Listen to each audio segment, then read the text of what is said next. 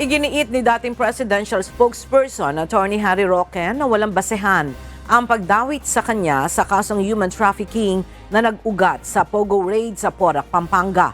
Ayon sa kalihim, wala naman talagang ebidensya ang mga piskal kaya hindi siya isinama sa orihinal na kasong isinampa laban kay Cassandra Leong. Kahapon ay inamyendahan ng Presidential Anti-Organized Crime Commission o PAOC ang isinampang reklamo sa Department of Justice at isinama bilang respondent ang dating kalihim. Pero ayon kay Roque, pinilit lamang ang kaso at muling giniit na wala siyang kinalaman sa operasyon ng Pogo. Handa rin daw umano siya na harapin at sagutin ang isinampang reklamo at panagutin ang nasa likod ng pagdawit sa kanya sa kaso.